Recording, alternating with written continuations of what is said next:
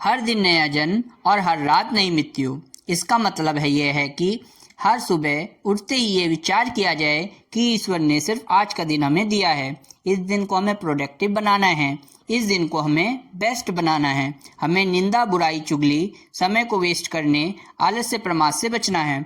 और रात को सोते समय भावना करनी है कि हम ईश्वर की गोद में सो रहे हैं। शक्ति ही सुख की जननी है, बिना शक्ति के सुख संभव नहीं है। इसलिए दुख से बचने के लिए और सुख प्राप्त करने के लिए शक्ति संचय करो। उठो, जागृत हो जाओ, शक्ति का संचय करो। अपनी शारीरिक, मानसिक, आध्यात्मिक शक्तियों का विकास करो। दृढ़ निश्चय और आत्मविश्वास को हृदय में धारण करो और आगे बढ़ो। जो आगे बढ़ेगा वही विजयी होगा।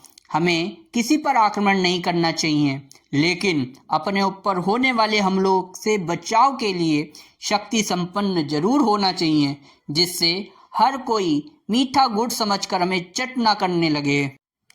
जीवन एक खेत है, उसमें प्रगति और सफलता की फसल उगाई जानी है।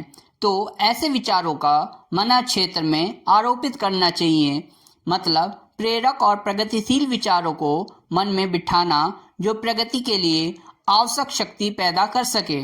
साहस और मेहनत के बिना किसी का आगे बढ़ सकना संभव नहीं है। अपने भविष्य को आप ऐसा बनाइए कि जब तक रहे तब तक तो संतोष करते रहे, और जब ना रहे तब आपके पद चिन्हों पर चलकर दूसरे आदमी भी रास्ता तलाश कर सके। भावी जीवन के लिए जितना संभव हो तैयारी कीजिए। परिश्रम, उद्योग, मिलनसारी द्वारा समाज में अपना स्थान बनाइए, पर चिंता ना करें। योजना बनाकर दूरदर्शिता के साथ, मतलब पूरी प्लानिंग के साथ कार्य करना। चिंता से तो कुछ फायदा ही नहीं।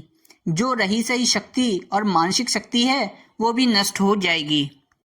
जहाँ पात्रता होगी वहाँ भारी सहायता की भी कमी ना रहेगी। ईश्वर मात्र उन्हीं की सहायता करता है जो अपनी सहायता आप करते हैं। परमात्मा की कृपा हर काम की भयंकर कठिनाइयों को हल्का कर देती है। इसलिए परमात्मा की कृपा पाने के लिए अपनी पात्रता और योग्यता बढ़ानी चाहिए।